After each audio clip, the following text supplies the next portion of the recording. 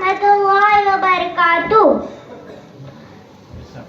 Alhamdulillahi wa qafa wa salamun ala ibadihi alladhina istafa, amma ba'd, fa a'udhu billahi minash shaitanir rajim. Bismillahir rahmanir rahim. Wa qala rabbuka alla ta'budu illa iyyahu wa bil walidayni ihsana ila akhir rizal rabbi fi rizal walidi wa sakhati rabbi fi sakhatil walidi. صدر محترم حاضرین جلسہ، میں نے آپ حضرات کے سامنے ابھی سورہ بنی اسرائیل کی جو آیت کریمہ کی تلاوت کی ہے اس کا ترجمہ یہ ہے، اور حکم دیا ہے آپ کے رب نے کہ تم اللہ کے سوا کسی کی عبادت نہ کرو اور ماں باپ کے ساتھ اچھا سلوک کرو۔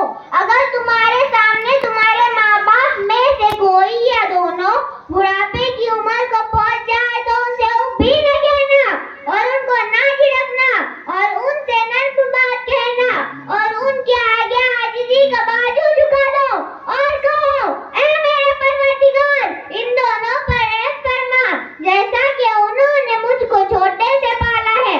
حضرات، اس آیت کریمہ میں اللہ تعالیٰ نے ماں باپ کے حقوق کو بیان کیا ہے، لیکن یہ آیت نہیں بلکہ قرآن میں دیگر مقامات پر بھی یہی احکام موجود ہے۔ مثلاً سورہ لقمان، جس کا ترجمہ یہ ہے، ہم نے تحقیق کر دی انسان کو اس کے ماں باپ کے واسطے اس کی ماں نے اس کو اپنے پیٹ میں رکھا اور تھک تھک کر دودھ چھڑانا 2 برس میں ہے کہ میرا اور اپنے والدین کا حکم مانو اور تمہیں میری ہی طرف لوٹ کر آنا ہے۔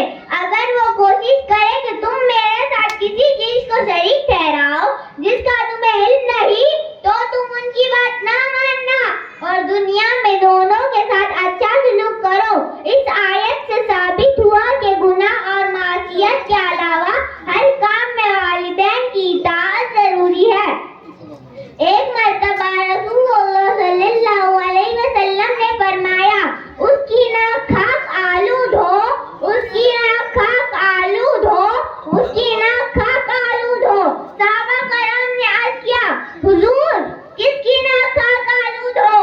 آپ نے فرمایا، اس شخص کی جس نے اپنے والدین میں سے کسی ایک کو یا دونوں کو بڑھاپے کے عالم میں پایا، پھر ان کی خدمت کر کے اپنے آپ کو جنت کا مستحق نہیں بنایا۔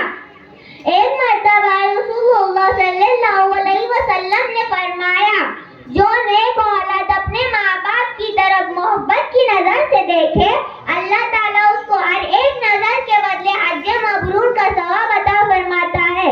دوستو، والدین کی طرف محبت کی نظر سے دیکھنے کا کتنا بڑا ثواب ہے۔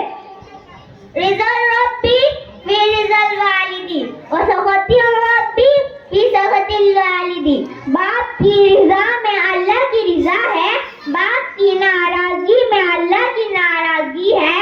دوسری روایت میں ہے کہ باپ جنت کے دروازوں میں سے سب سے بیچ کا دروازہ ہے۔ میں آپ تمام لوگوں سے گزارش کرتی ہوں کہ اپنے والدین کے ساتھ اچھا سلوک کرو، ان کی خدمت کرو اور ان کی قدر کرو۔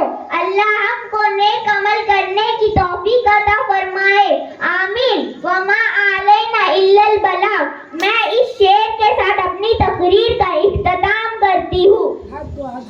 دور رہتی ہے ہمیشہ ان سے بلائے ساحل، دور رہتی ہے ہمیشہ ان سے بلائے ساحل۔ جب بھی میری کشتی سیلاب میں آ جاتی ہے، ماں دعا کرتی ہوئی میرے خواب میں آ جاتی ہے۔ اللہ